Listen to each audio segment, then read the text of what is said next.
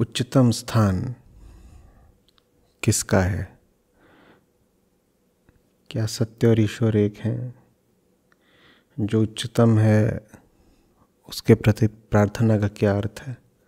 और दूसरा मुद्दा, दूसरा प्रश्न, रक्षा माने क्या? हम जैसे होते हैं, रक्षा शब्द का तात्पर्य हमारे लिए वैसा ही होता है, और हम जैसे होते हैं उच्चतम भी हमारे स्थान का ही एक विस्तार होता है या एक प्रतिबिंब होता है। अहंकार चाहता है कि वो जैसा है वैसा ही बना रहे, और उसके ऐसा चाहने के पीछे बड़ा कारण है। वो जैसा है वैसा वह बना रह नहीं सकता, इसीलिए उसकी विवशता है ये चाहना कि काश मैं जैसा हूँ ऐसा बना रह पाता। जिसके अस्तित्व में सत्यता है उसे अपने अस्तित्व की रक्षा की परवाह तो करनी पड़ेगी नहीं, और अहंकार हमेशा यही मांगता रहता है, हे प्रभु रक्षा करो। इससे अहंकार की स्थिति के बारे में और अहंकार की अपनी स्थिति के प्रति रवैये के बारे में क्या पता चलता है? पता ये चलता है, पहली बात अहंकार की स्थिति नाजुक है, डावाडोल है, और दूसरी बात वो ये जानता है कि उसकी स्थिति नाजुक है, डावाडोल है। तो कोई ये ना कहे कि वो पूर्णतः अज्ञानी है या अपनी निस्सारता को, अपने अज्ञान को, अंधकार को जानता नहीं था। हमें ये जो भीतर डर लगता है भविष्य की और सुरक्षा की कुलबुलाहट रहती है, यही इस बात का प्रमाण है कि हम जानते हैं कि हम झूठ हैं। सच मिट सकता नहीं, सच टल सकता नहीं, सच कट सकता नहीं। तो सच अपनी रक्षा के लिए कोई प्रार्थना या प्रयत्न करेगा क्यों? हम तो प्रार्थना भी करते हैं, प्रयत्न भी करते हैं, माने हम जानते हैं कि हम सच तो हैं नहीं, ठीक है ना। और हम प्रार्थना करते हैं इसी भाव, इसी मांग के साथ कि हम बचे रहें। तो हम फिर बचे बचे जैसे रह सकते हैं, जैसे हम फिलहाल हैं, हम उसी के अनुरूप एक ईश्वर बना करके उससे फिर प्रार्थना करते हैं। माने हमारी प्रार्थना एक झूठ से आ रही है, और हमारी प्रार्थना हमारे ही झूठ से उठती हुई एक छवि की ओर जा रही है। हमारी प्रार्थना एक झूठ से आ रही है, हमारी प्रार्थना हमारे झूठ से उठती हुई एक छवि की ओर जा रही है, और झूठ का ही जो पूरा कारोबार है इसी को बचाए रखने के लिए प्रार्थना की जा रही है। ये बात समझ में आ रही है? हम रक्षा शब्द पे, हम सत्य पे, ईश्वर पे और प्रार्थना पे चर्चा कर रहे हैं। हमारी प्रार्थना कहाँ से उठ रही है? उससे जो झूठा है, क्योंकि वो झूठा ना होता तो अपनी रक्षा की प्रार्थना करता क्यों? और चूंकि उसे स्वयं को बनाए ही रखना है, इसीलिए वो जिससे प्रार्थना कर रहा है वो भी सत्य नहीं हो सकता। देखो, असत्य और सत्य के बीच में कोई संवाद नहीं हो सकता। असत्य का संवाद तो असत्य से ही होगा। असत्य और सत्य सामने जब पड़ते हैं तो असत्य बात नहीं करता, मिट जाता है, मौन हो जाता है।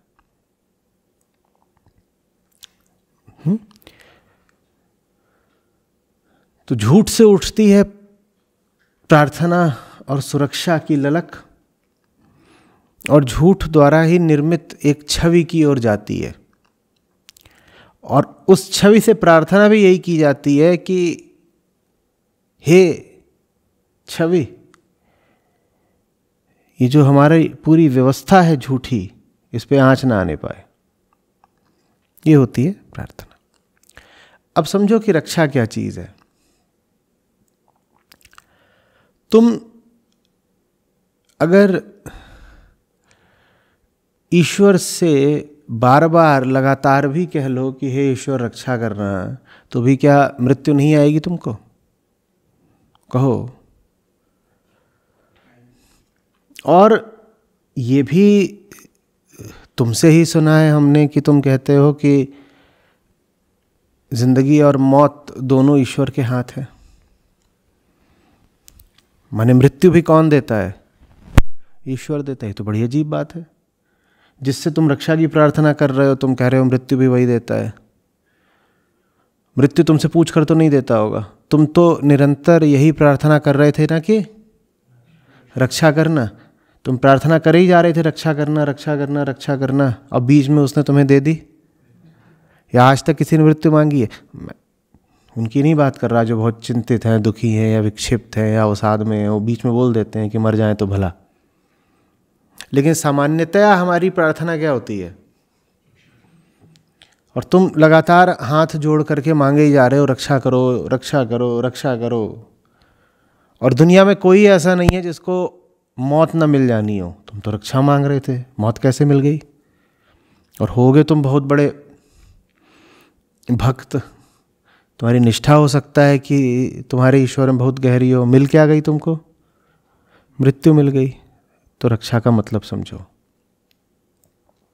अगर अपने आप को देह मानोगे, अगर अपने आप को देह मानोगे तो तुम कहते हो ईश्वर मेरा जन्मदाता है। ठीक है, खुद को देह माना तो एक ईश्वर को माना, और माना कि ईश्वर मेरा जन्मदाता है। जिसको जन्मदाता माना वही मृत्युदाता हो गया। ये है रक्षा का यथार्थ। चूंकि एक झूठी, एक छद्म मान्यता से शुरुआत करी तो निकले थे रक्षा की चाह में, और जिससे रक्षा चाह रहे थे ठीक उसी से मृत्यु मिल गई। ऐसे भी नहीं कि अकस्मात मिल गई, कि देने वाला तो जीवन दे रहा था, इधर उधर से कोने कतरे छुप के मौत ने वार कर दिया, कुछ ऐसा नहीं। ठीक उससे जिससे मांग रहे थे जीवन, रक्षा। रक्षा माने जीवन की तो रक्षा मांगते हो, अपने अस्तित्व का सातत्य मांगते हो, चलता रहे जैसा अभी हूं मेरा काम चलता रहे।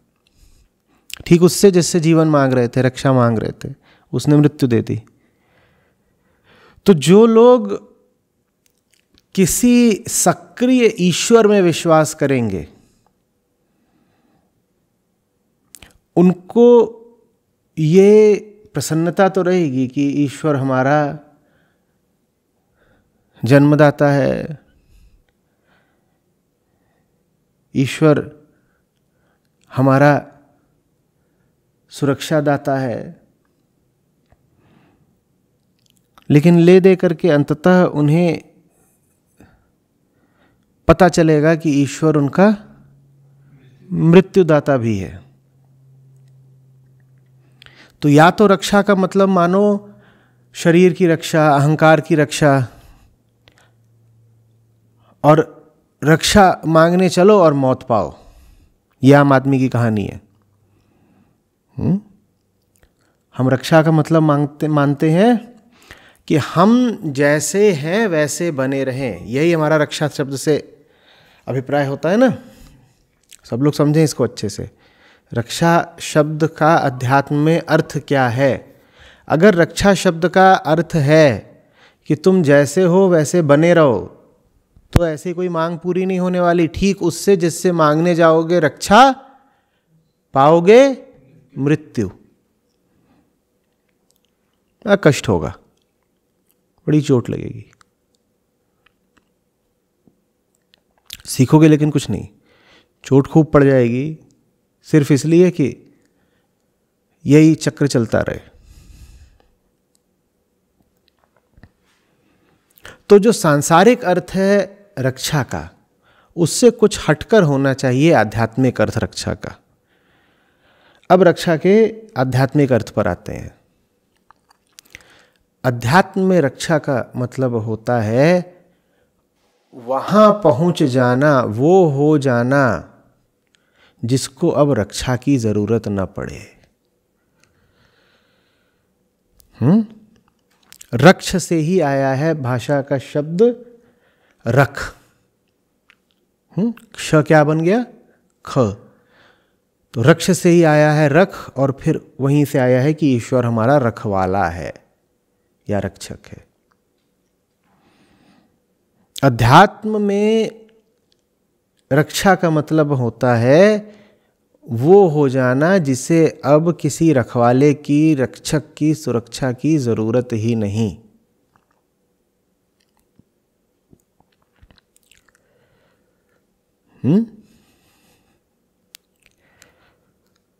तो स्वयं को शरीर मानोगे और मानोगे कि कोई ईश्वर है जिसने तुमको जन्म दिया, तो रक्षा के नाम पर मौत मिलेगी। और अगर स्वयं को जानोगे तो रक्षा चाहने पर मुक्ति मिलेगी। अब तुम देख लो कि तुम्हारे लिए रक्षा का अर्थ क्या है, मृत्यु या मुक्ति। हम मुक्ति से डरते हैं, हम कहते हैं मुक्ति का तो मतलब होगा हम बचेंगे नहीं ना, मुक्ति बहुत डरावनी चीज लगती है हमें। पर बात यह है कि सिर्फ मुक्ति में ही तुम बच सकते हो। तुम जैसे हो तुम अस्थाई हो, तुम में एक मूल अस्थिरता है, तुम शाश्वत नहीं हो सकते, तुम अनस्टेबल हो, तुम बच ही नहीं सकते। तुम कुछ ऐसा बचाने की कोशिश कर रहे हो जिसका न बचना बदा हुआ है। नियम है, सिद्धांत है कि हम जैसे हैं हम बचे नहीं रह सकते, न बाहरी रूप से, न आंतरिक रूप से, न स्थूल न सूक्ष्म रूप से, न शरीर रूप से, न मानसिक रूप से। हम बचे नहीं रह सकते। और हमारी सारी मांग है इसी को बचाए रखने की। हाँ, मेरा शरीर बचा रहे, मेरी जवानी बची रहे, मेरा पैसा बचा रहे, परिवार बचा रहे, समृद्धि बची रहे, जीवन बचा रहे, घर बचा रहे, बचने के नहीं, स्मृतियाँ बची रहे। जैसा मैंने दुनिया को जाना है वैसा सब कुछ बचा रहे। वो बचता नहीं है, वो बच नहीं सकता। बचने का एक ही उपाय है, वो हो जाओ जो मिट नहीं सकता। तुम अगर वही रहे आओगे मिटना जिसकी नियत है, तो तुम लाख प्रार्थनाएं करो किसी ईश्वर से, कोई ईश्वर तुम्हें बचाने वाला नहीं। वो ईश्वर भी तुम्हारा फिर तुम्हारे ही जैसा है ना, तुम्हें तो रचा है, कहाँ से तुमको बचा लेगा? वो ईश्वर स्वयं नहीं बचना। सत्य बचता है। क्या बचता है? सत्य बचता है। सत्य बचता है और सत्य बचाता है। किसको बचाता है? सत्य को ही बचाता है। झूठ को बचाने के इरादे छोड़ो। जो चीज़ सच्ची है, जो अमर रहनी है, जिसको मिटाने का कोई तरीका नहीं, वहां तक पहुंच जाओ ना। तुम्हारी चेतना के भीतर जो कुछ है वो मिटना है। अपनी चेतना के भीतर की एक वस्तु, चीज, इकाई, व्यक्ति बने रहने की कोशिश मत करो। और बदलाव के नाम पर एक चीज से दूसरी चीज मत हो जाया करो, उससे तुम्हारी रक्षा नहीं हो जाएगी।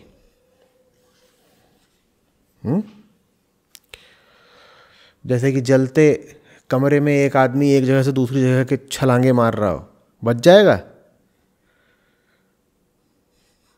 पूरा कमरा जल रहा है धू-धू, और एक हुनरमंद क्या कर रहा है? एक कोने से दूसरे कोने में छलांगे मार रहा है, बच जाएगा क्या? एक उससे भी ज्यादा हुनरमंद है, वो कपड़े बदल रहा है, वो आग को धोखा देना चाहता है। वो कहता है आग आई है अभी पीले कपड़े वाले को जलाने के लिए, मैं हरे कपड़े पहन लूंगा, बच जाएगा? मौत से बचने के लिए इंसान की सारी कोशिशें ऐसी ही हैं। अरे तुम जिस चीज का इस्तेमाल करके आग को धोखा देना चाह रहे हो वो चीज खुद जल रही है। जो कपड़ा खुद जल रहा है वो तुम्हारी देह को जलने से कैसे बचाएगा बताओ? इस जगत में क्या ऐसा है जो मिटना नहीं है? तो जगत की कौन सी चीज का इस्तेमाल करके तुम खुद मिटने से बच जाओगे बताओ? दुनिया में कुछ ऐसा होता जो स्वयं ना मिट रहा होता तो तुम उम्मीद करते कि भाई ये नहीं मिट रहा, इसका इस्तेमाल कर लेंगे शायद हम भी ना मिटे। दुनिया में कोई ऐसी चीज़ बता दो ना जो खुद ना मिट रही हो, जो चीज़ खुद मिटने को तैयार खड़ी है, वो तुम्हें कैसे बचा लेगी? क्या बचा लेगी?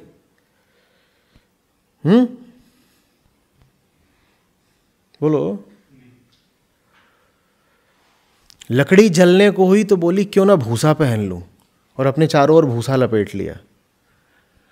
ये ऐसे जल जाती, अब ये भूसवा बचा देगा मुझको। हम वैसे ही हैं।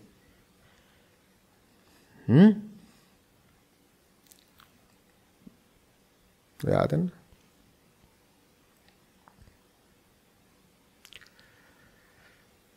हाड़ जले ज्यों लाकड़ी, केस जले ज्यों घास, सब जग जलता देखकर भय कबीर उदास। यहाँ ऐसा ही है, सब जग जलता है, यहाँ कौन सी रक्षा है? पर हमारे जब केस जलने लगते हैं तो हम उन पर नया सुगंधित ब्रांडेड तेल लगाते हैं। हम कहते हैं क्या पता इससे जले नहीं।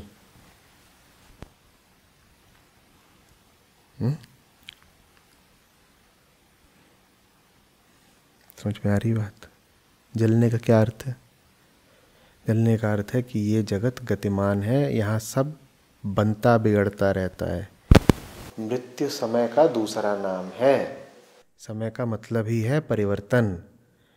जगत माने वो जगह जहाँ समय चलता है, और स्थान और समय, टाइम और स्पेस हमेशा एक साथ पाए जाते हैं।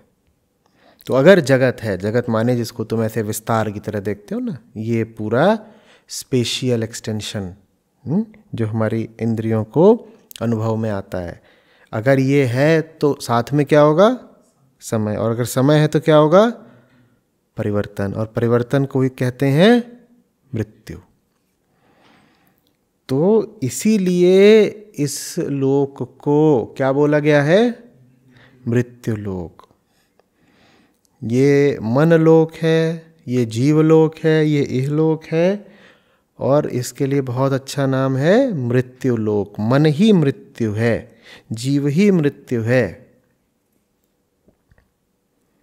जो कुछ भी तुम्हारी चेतना में आ गया वो मृत्यु का विषय है, वो काल का ग्रास है। इसीलिए कुछ ऐसा बनने की कोशिश मत करो जिसके बारे में तुम सोच सकते हो। हम अभी कह रहे थे ना, रक्षा अगर चाहते हो तो वो हो जाओ जिसको रक्षा की ज़रूरत नहीं, वो हो जाओ जो कभी मिट नहीं सकता। क्या हो जाओ? कुछ ऐसा मत हो जाओ जिसका तुम पूर्वानुमान लगा सकते हो। कुछ ऐसा मत हो जाओ जिसके बारे में तुम्हारी चेतना विचार कर सकती है। एक तरह से कहो तो विचार ही मृत्यु है। विचार का हर विषय मरण धर्मा है। तो योजना बना करके तुम कुछ ऐसा नहीं हो सकते जो मरेगा नहीं। तुम्हारी योजना में जो कुछ आना है उसे मिट जाना है। तुम्हारी योजना भी तो मिट ही जाती है। किसकी योजना चल रही है आज तक? चल रही है। कभी तुम खुद मिटा देते हो अपनी योजना को, तुम नहीं मिटाते तो काल मिटा देता है। क्या हो जाना है? बहुत महत्वपूर्ण प्रश्न नहीं है। क्या नहीं हो जाना है? अपनी ही दृष्टि में, अपनी ही बुद्धि के अनुसार कुछ ऐसा नहीं हो जाना है जो हमें लगता हो कि बहुत सुदृढ़ हो, सुरक्षित हो। क्योंकि तुम्हारी बुद्धि में जो चीज़ सुरक्षित है वो वास्तव में घोर असुरक्षित है। तुम्हारी बुद्धि में जो चीज़ सुदृढ़ है वो काल का एक थपेड़ा नहीं बर्दाश्त कर पाएगी। तुम्हारी बुद्धि में जो कुछ संपूर्ण है, संपूर्णता उसको देख करके हंसती है। समझ में आ रही है बात? इस जगत का प्रयोग करके रक्षा तक पहुंच जाने जैसी व्यर्थ कामना दूसरी नहीं है। दुनिया में कुछ ऐसा नहीं है जो तुमको बचा ले जाएगा। बस इतना जानना बहुत है। ये मत पूछो क्या बचा ले जाएगा, क्योंकि जब तुम पूछते हो क्या बचा ले जाएगा तब भी तुम्हारी उम्मीद यही रहती है ना कि मैं कहूँगा कि वहाँ पर वो उधर देखो, वो जादुई जड़ी रखी है, वो बचा ले जाएगी। वो जादुई जड़ी कहाँ पर रखी है? इसी दुनिया में रखी है। तो तुम्हारी उम्मीद यही है कि मैं तुम्हें इस दुनिया की ही किसी चीज़ के बारे में बता दूंगा जो तुम्हें बचा ले जाएगी। तो ये मत पूछो क्या बचा ले जाएगा। इस जगत की सीमाओं से भली भांति परिचित होना उनका पूर्ण स्वीकार करना बहुत ज़रूरी है। जो तुम्हें दुनिया से नहीं मिल सकता, साफ साफ जानो कि नहीं मिल सकता। बेकार की उम्मीदें मत पालो, खुद को धोखा मत दो। इस दुनिया से तुमको सुरक्षा नहीं मिल सकती, बात खत्म। ये क्यों पूछ रहे हो कि फिर कहाँ मिल सकती है? अच्छा बताइए। कहीं नहीं मिल सकती। इससे तुम्हारा दिल टूटता है, तुम्हें डर उठता है, टूटे, उठे। तुम्हारी जो भी हालत होती है हो, एक बार उसको बर्दाश्त करो। पैदा हुए हो, जीव हो, तुम्हारी जो स्थिति है सो है। ऐसा सीना रखो कि अपनी स्थिति का साफ बयान सुन पाओ। तुम यही सुनने में डरे जा रहे हो कि तुम्हारी वास्तविक हालत कैसी है। ये क्या बात है? तुम्हारी हालत यह है कि तुम एक ऐसी दुनिया में पैदा हुए हो जहां तुम्हें सुरक्षा नहीं मिल सकती। बात खत्म, खत्म। सत्य मिल सकता है, मुक्ति मिल सकती है। मुक्ति किससे मिल सकती है? सुरक्षा की मांग से मिल सकती है। सुरक्षा नहीं मिल सकती। मुक्ति का अर्थ ही होता है कि सुरक्षा की मांग से मुक्त हो गए। और बड़े काव्यात्मक तरीके से कह सकते हो कि सुरक्षा से की मांग से मुक्त हो जाना ही सुरक्षा है। तो मुक्ति तो मिल सकती है, सुरक्षा नहीं मिल सकती। हां, तुम मुक्ति को ही सुरक्षा मान लो तो तुम्हारा सौभाग्य है। पर तुम अपनी रातों की नींद खराब करो ये सोच सोच के कि कल क्या होगा क्या नहीं होगा, हाय बचूंगा नहीं बचूंगा मेरा, तो कोई लाभ नहीं है। तुम रातों की नींद खराब करते रहो। जब तुम परेशान हो रहे हो कल क्या होगा, तुम तब भी मूर्ख हो। और जब तुम निश्चित हो गए हो कि तुमने कल को तो बांध लिया है, कि मौत को तुमने टाल दिया है, कि कल को तुमने सुनिश्चित कर लिया है, तुम तब भी मूर्ख हो। जो आदमी इस चिंता में मर रहा है हाय कल क्या होगा, और जो आदमी निश्चित करके बैठा है कि मैंने कल का तो पूरा प्रबंध कर लिया है, दोनों बराबर के मूर्ख हैं। तो मूर्ख कौन नहीं है? कौन नहीं है?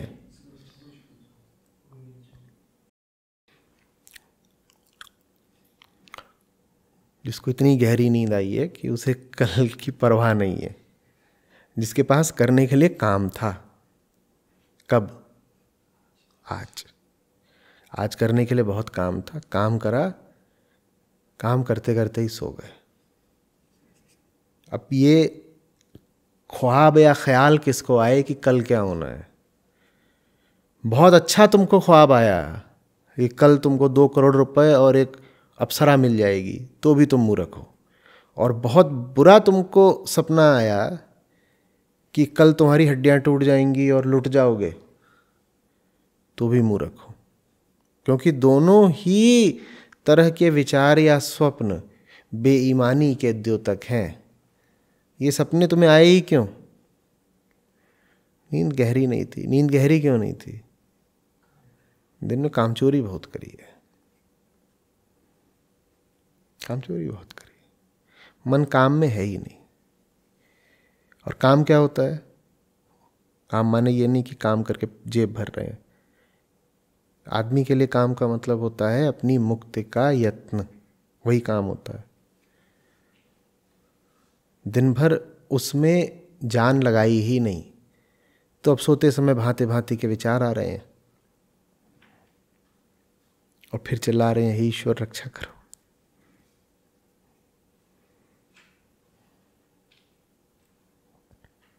कुछ बात स्पष्ट हो रही है? रक्षा माने क्या? रक्षा की कामना बुरी कामना नहीं है, पर उस रक्षा शब्द का अर्थ साफ साफ समझो। रक्षा माने वो सब कुछ जो मूलतः आरक्षित है, कमजोर है, दुर्बल, उससे संबंध न बिठाकर रखना ही सुरक्षा है। जलते हुए कपड़े के बीच तुमने अपने आप को बांध रखा है, तो तुम कैसे सुरक्षित रह सकते हो? बोलो, कपड़ा जल रहा हो और तुम उस जलते कपड़े से बाहर ही ना निकलना चाहो, तुम सुरक्षित रह सकते हो? ये जगत एक जलता हुआ कपड़ा है हमारे चारों ओर। अब बोलो सुरक्षित होने का एक ही तरीका क्या? इससे बाहर आ जाओ, क्योंकि ये तो बचने का नहीं है, यहां कुछ भी नहीं है जो बचेगा। और तुम इसके बीचों बीच बैठे रहोगे तो तुम भी जल मरोगे। हमने अपने इर्द गिर्द कपड़े की एक नहीं कई तहें लपेट रखी हैं, और वो सब एक के बाद एक क्या होने जा रही हैं? जलने जा रही हैं। हम क्या सोच रहे हैं कि इतनी सारी तहें हैं, भीतर वाली तहें बाहर वाली तहों की आग के खिलाफ हमें सुरक्षा देती हैं। हमारा विचार समझो, हम कहते हैं देखो हमने 18 तहें बांध रखी हैं, तो बाहर वाले कपड़े जलेंगे तो भीतर वाले हमको बचा लेंगे, और कुछ हद तक हमारी योजना काम भी कर जाती, क्योंकि ऐसा होता भी है। बाहर आग लगती है, भीतर हम तक नहीं पहुंचती, अचानक नहीं पहुंचती, तुरंत नहीं पहुंचती। क्यों नहीं पहुंचती? क्योंकि बाहर वाली आग और हमारे बीच में किस चीज का फासला है? कपड़ों की कुछ और तहों का। वो कपड़े ही तो है, जो चीज तुमको बचा रही है वही चीज तुमको जलाएगी। समझो अच्छे से, वही कपड़ा जो तुम्हें आज बचा रहा है वही कपड़ा खुद जल के तुम्हें जलाएगा। ये बात हमें समझ में नहीं आती। हमें बस ये दिखाई देता है कि वो कपड़ा हमें आज बचा रहा है। जो बचा रहा है वो जलने के लिए तैयार खड़ा है, वो स्वयं जलेगा, तुम्हें भी जलाएगा। मूर्खता मत करो। जिसकी नियत यही है जल जाना, बचे रहने के लिए, उसका सहारा मत लो। तुम कूद पड़ो, बाहर आओ, इसी को मुक्ति कहते हैं। समझ में आ रही है बात? कूद पड़ो, यही रक्षा है। अध्यात्म में रक्षा का मतलब समझे, उसके साथ संबंध ही मत रखो, उसके साथ तादात्म्य ही मत रखो, आइडेंटिटी ही मत रखो, जिसे जल जाना है, मिट जाना है। कमजोर का भरोसा लेके तुम ताकतवर नहीं हो जाओगे, मिटने वाले का सहारा लेके तुम अमर नहीं हो जाओगे। और इस दुनिया में अच्छे से देख लो कि कुछ है ऐसा जो अमिट अमर है? कुछ है? तुम्हारे दुनिया का सहारा मत लो बेटा।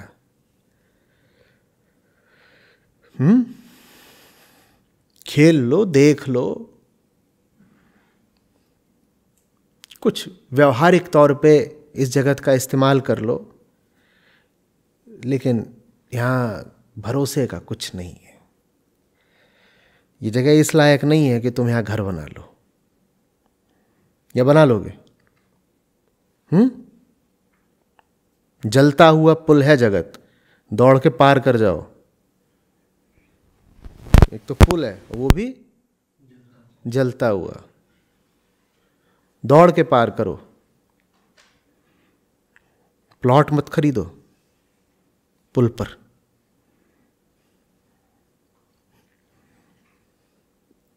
क्या? पुल पर प्लॉट नहीं खरीदते, दौड़ लगाओ, पार हो जाओ। नहीं तो नीचे क्या है? डूबने की तैयारी। बह रहा है भवसागर।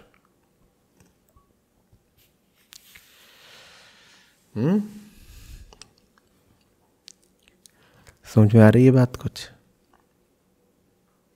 ये तो हम अच्छे से जानते हैं कि जिससे प्रभव है उसी से प्रलय भी है, तो बनाए कहां रखता है? बनाए रखता है क्या? कोई भी ऐसी चीज है जो बनाने वाले ने बनाई रखी? आज तक एक ऐसी चीज बता दो जो बनाने वाले ने बनाई और फिर तोड़ नहीं दी, तो वो रक्षा कहां करता है? लेकिन हमें ये बात समझ में ही नहीं आती कि वो रक्षा नहीं करता है। ठीक, कम से कम वैसे तो नहीं ही करता है जैसे हम रक्षा शब्द का अर्थ लेते हैं। हमारे लिए रक्षा शब्द का अर्थ होता है कोई चीज़ जो चलती ही रहे, समय में शाश्वत रहे। ऐसी उसने कोई चीज़ बनाई नहीं कभी। उसने समय बनाया है जिसका काम है पैदा करना और बराबर ही तोड़ देना। तो वह सब ब्रह्मांडों की रक्षा करता है। अर्थ क्या हुआ इसका? वह सबका मुक्तिदाता है, बशर्ते आपको मुक्ति चाहिए हो, और मुक्ति के अलावा कोई सुरक्षा है नहीं। मैं आ रही बात? आज के समय का बहुत बड़ा रोग है ये शब्द सिक्योरिटी। सिक्योरिटी की तलाश और इनसिक्योरिटी का आतंक। जिसको देखो वही क्या अनुभव करता रहता है, हाय मैं इनसिक्योर हूं।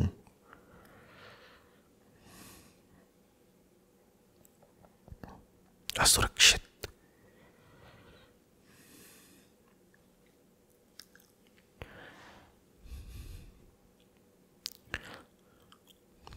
सब कुछ तो पैदा कर लिया तुमने, जीवन को बचाने की इतनी दवाइयां पैदा कर ली,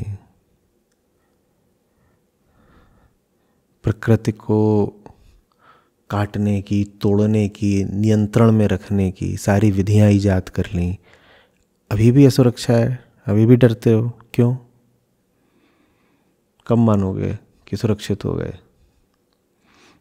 चांद पे पहुंच गए, मंगल पे पहुंच गए, बुध और बृहस्पति पे पहुंचने की तैयारी है।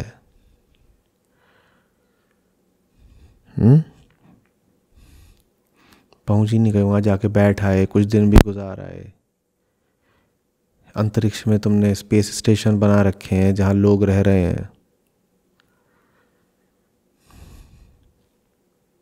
अभी भी डरे हुए हो। क्यों डरे हुए हो? अभी भी तुम्हारा डर नहीं गया तो कब जाएगा? अपने जेनेटिक सामग्री की क्लोनिंग भी कर ली ना। तुम खत्म हो जाओ, बिल्कुल तुम्हारे ही जैसा दूसरा खड़ा हो जाएगा, बिल्कुल तुम्हारे ही जैसा हूबहू। अभी भी डरे हुए हो।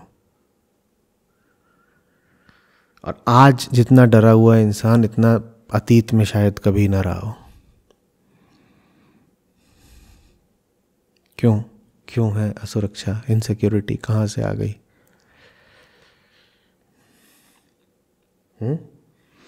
इंसान के पास आज जितनी दौलत है इतनी कभी नहीं थी अतीत में। जितने इंसान आज हैं पृथ्वी में इतने कभी नहीं थे पृथ्वी पर। जितने हथियार आज हैं इतने कभी नहीं थे। जितना पैसा आज है उतना, जितनी दवाइयां आज हैं उतनी कभी नहीं थी।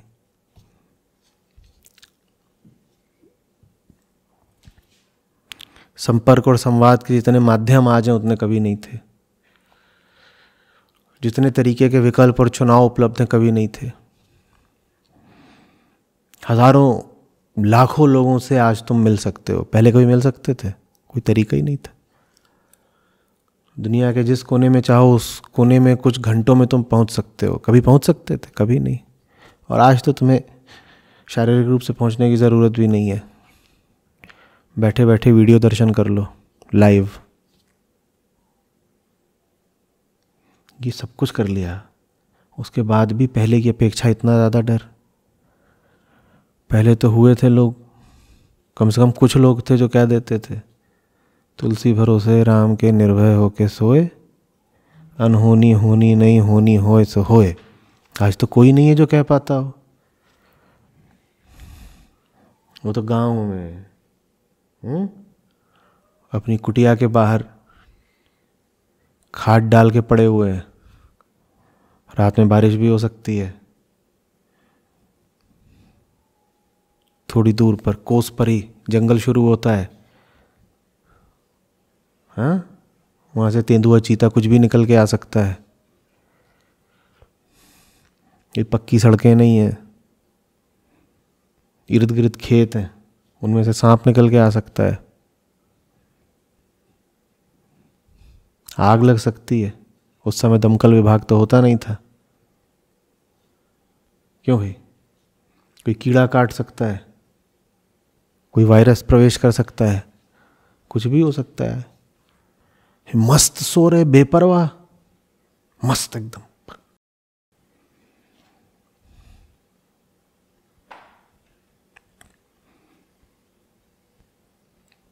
चित्त छाती आसमान की ओर, बाहें खुली हुई,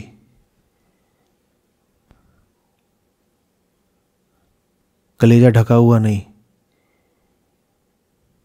एकदम घोर असुरक्षित। क्या गहरी नींद है। बगल के गांव तक खर्राटे जा रहे, फर्क ही नहीं पड़ता। डर ही नहीं है कल का।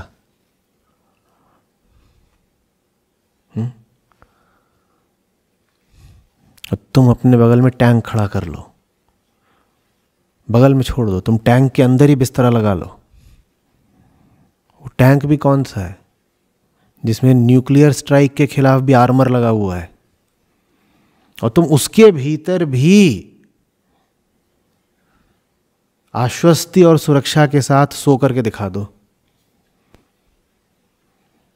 बोलो। और टैंक के अंदर इंटरनेट भी है, जो तुम्हें सुख सुविधाएं चाहिए सब उपलब्ध है, एकदम बड़ा वाला टैंक है। उसके बाद भी उसके भीतर शांति से सो के दिखा दो।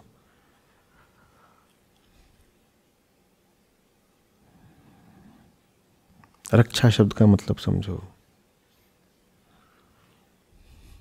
कोई टैंक तुमको सुरक्षा नहीं दे सकता। दुनिया में कुछ भी नहीं है जिसके भीतर सुरक्षित अनुभव कर सकते हो। ये मांग ही हटा दो, ये ख्वाब ही बचकाना है।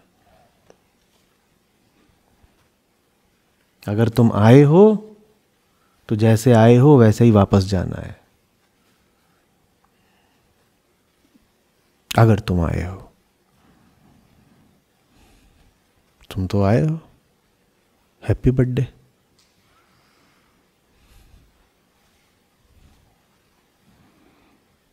तो ठीक है, डर डर के जियो, डर डर के मरो।